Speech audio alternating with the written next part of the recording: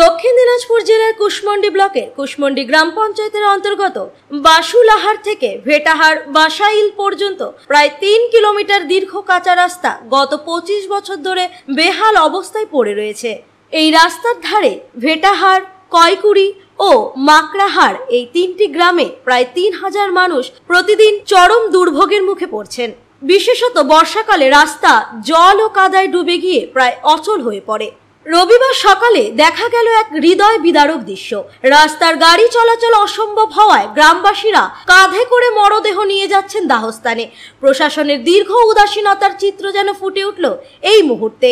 গ্রামবাসীদের অভিযোগ, ব্লক প্রশাসন থেকে শুরু করে বিধায়িকা, জেলা পরিষদ ও পঞ্চায়েত প্রত্যেক কর্তৃপক্ষকে একাধিকবার জানানো হলেও কোনো পদক্ষেপ নেওয়া হয়নি।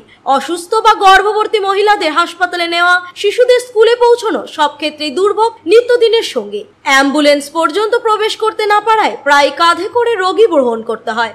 ভেটাহার শিশু শিক্ষা মাদ্রাসা, শিশুর আলো প্রাথমিক বিদ্যালয় ও স্থানীয় অঙ্গনারী কেন্দ্রে যাতায়াত করতেও চরম অসুবিধার মুখে পড়তে হচ্ছে শিশু ও অভিভাবকদের। ক্ষোভে ফুঁসছে সাধারণ মানুষ। গ্রামবাসীদের হুঁশিয়ারি, 25 বছর ধরে উন্নয়নের প্রতিশ্রুতি শুনে শুনে আসছি, কিন্তু কাজ কিছুই হয়নি। যদি 2026 সালের বিধানসভা নির্বাচনের আগে রাস্তা পাকা না হয়, আমরা ভোট বয়কট করব। ঘটনাকে কেন্দ্র করে রাজনৈতিক মহলেও তোলপাড় শুরু হয়েছে। দক্ষিণ দিনাজপুর জেলার বিজেপি সম্পাদক তাপস চন্দ্র রায় বলেন, তৃণমূল কংগ্রেস উন্নয়নের কাজ না করে শুধু প্রচার ও ছবিতেই ব্যস্ত। সাধারণ মানুষের দুর্ভোগের প্রতি তাদের কোনো নজর নেই।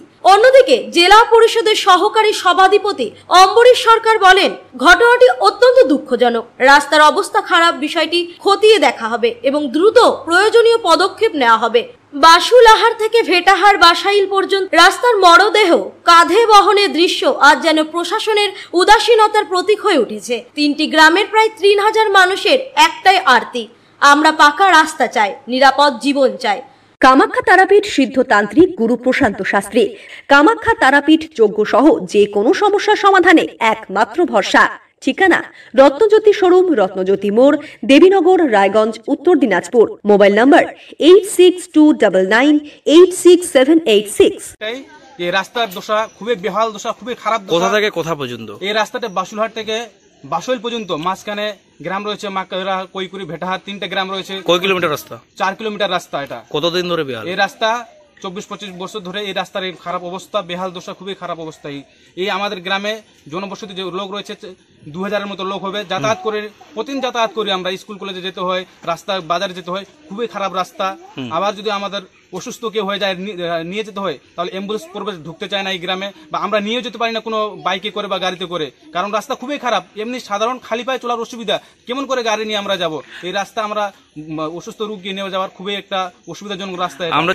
ওটা একটা দুঃখজনক বিষয়, এটা আমাদের জন্য, আমাদের সরকারের জন্য, আমাদের দেশের জন্য। আমরা আজকে বলি আমরা ডিজিটাল ইন্ডিয়া, আমাদের উন্নত, কিন্তু কোথায় উন্নত? শুধু শহরগুলো চকচকা করলে হবে না, আমাদের সকল মানুষের জন্য খেয়াল রাখতে হবে, সকল মানুষ যেন সুখে থাকতে পারি, তবে আমরা ইন্ডিয়াতে আমরা কি করবো, সকলে আমরা অধিকার আমরা ভোগ করতে পারবো।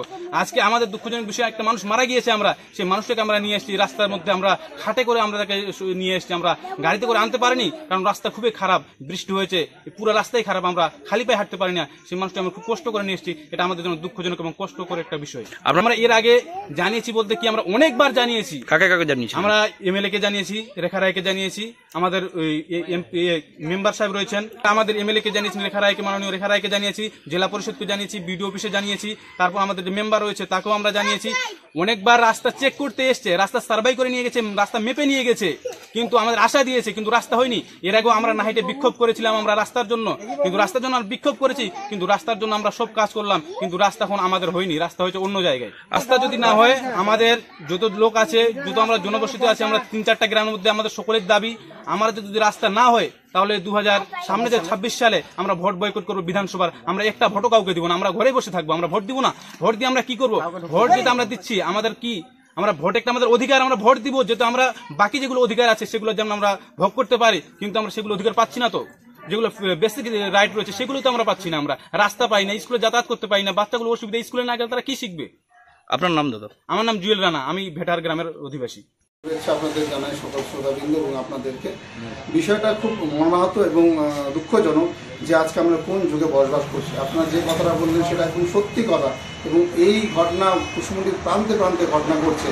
আজকে এই ব্লকের এই অঞ্চলের এই কুশমন্ডি অঞ্চলের প্রধান কী করছে, এই কুশমন্ডি অঞ্চলের বা কুশমন্ডি বিধানসভার জেলা পরিষদের নেতারা বা এমএলএরা কী করছে, এটা আমাদের বড় প্রশ্ন। তারা তো বলেছিল যে মানুষ আমাদের ভোট দুক, আমরা মানুষের সমস্ত দুঃখ কষ্ট পাশে থাকবো, কিন্তু আজকে কোথায়? আজকে তা প্রমাণিত হয়ে গেল এরা শুধু কথায় বলে, কাজে এরা করে না। আজকে এখানকার প্রধান, এখানকার জেলা পরিষদ, এখানকার এমএলএ শুধুমাত্র ছবি তোলায় ব্যস্ত।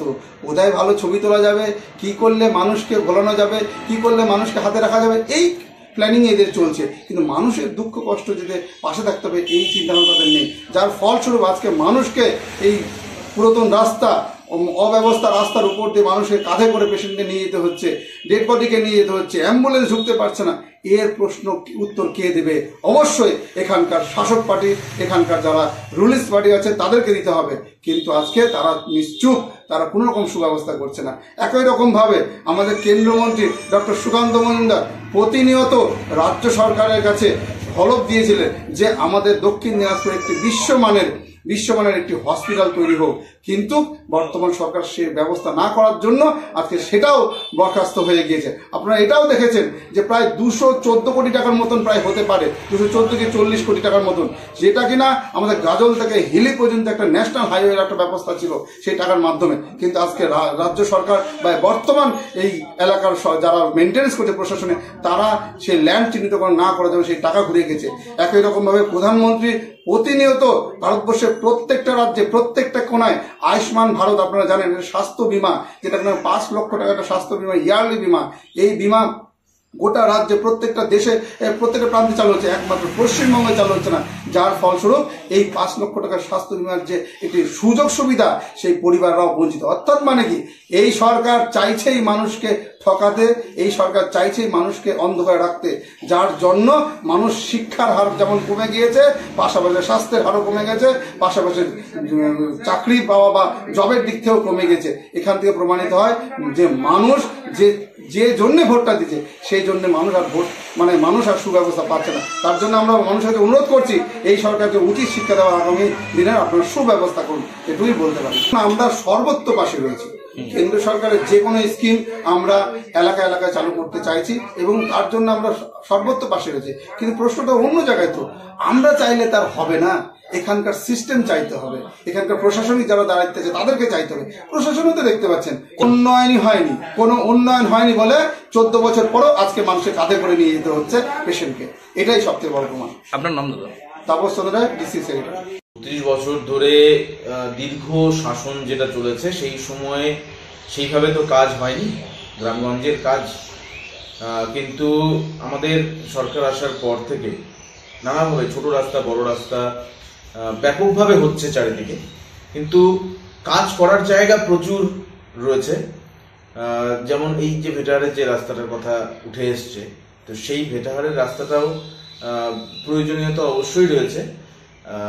যেটা গতকালকে ঘটনা ঘটেছে শুনেছি, যে রাস্তার বেহাল অবস্থার জন্য, গ্রামের ভিতরের রাস্তা যেটা, সেটার অবস্থা খারাপ থাকার জন্য একজন মানুষ যিনি মারা গেছেন, তার যে মরদেহ, সেটাকে একদম কাঁধে করে মাচায় করে নিয়ে যেতে হয়েছে। তো সেইটা অবশ্যই দেখতেও খারাপ লাগে, আমাদেরও খারাপ লাগে, কিন্তু সব রাস্তা তো একসঙ্গে আমরা করে ফেলতে পারি না। ভেটাহারের পাশ দিয়ে দীর্ঘদিনের মানুষের দাবি ছিল শমশিয়া থেকে একদম বাসল পর্যন্ত যে রাস্তা, সেই রাস্তাটা যেমন হয়েছে, এই রাস্তাটাও অবশ্যই আমাদের নজরে রয়েছে। প্রচুর রাস্তা হচ্ছে, এই রাস্তাটা এখনো পর্যন্ত হয়নি, সেটা যত দ্রুত সম্ভব করা যায়। বরাদ্দ তো একটা লিমিটেশন থাকে, এক একটা এলাকায় কাজ করবেন, তো সেক্ষেত্রে পরবর্তী বরাদ্দে যাতে এই রাস্তাটা ঢোকে, সেইটা সব দিক থেকে আমরা চেষ্টা করব। আমাদের এখানে ত্রিস্তর পঞ্চায়েত ব্যবস্থার যারা জনপ্রতিনিধিরা রয়েছেন, আমাদের বিভিন্ন নেতৃত্বরা যারা রয়েছেন আপার লেভেলের, যে আমাদের এখানে বিধায়িকা রয়েছেন, আমরা জেলা পরিষদে রয়েছি, আমরা সব দিক থেকে চেষ্টা করব যে যত দ্রুত সম্ভব গ্রামবাসীর এই যে অসুবিধা, বিশেষ করে বর্ষার সময় যে চলাচলের যে অসুবিধা, সেটা যাতে দূর করা যায়। দেখুন, সাধারণ মানুষের ক্ষোভটা সঙ্গত। হ্যাঁ, সাধারণ মানুষ যখন আরো আরো আরো বেশি মানে সঙ্গত এই কারণেই যে যখন তারা দেখতে পাচ্ছে যে আমার চারপাশ দিয়ে রাস্তা হচ্ছে, রাস্তা তো হচ্ছে, এটা তো অস্বীকার কেউ করতে পারবে না। হ্যাঁ, উন্নয়ন যেভাবে করে হচ্ছে তাতে প্রচুর রাস্তা হচ্ছে, কিছু রাস্তা এখনো পর্যন্ত বাকি রয়েছে। তো তাদের একটা চাহিদা জন্মাচ্ছে, বেশি বেশি করে চাহিদা জন্মাচ্ছে যে আমার রাস্তাটা যেন তাড়াতাড়ি হয়। তো তবে আমি বলবো যে মানে ভোট বয়কট তো কোনো সুরাহা হতে পারে না।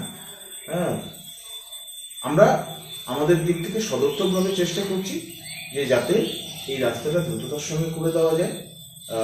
সুযোগ আসলেই আমরা সেই রাস্তাটা ঢুকিয়ে দেবো, কারণ ভেটাহার সংলগ্ন যে এলাকার গ্রামবাসীর যে এই যে রাস্তার দাবিটা, এটা দীর্ঘদিনের দাবি, গ্রামের ভেতরের রাস্তা।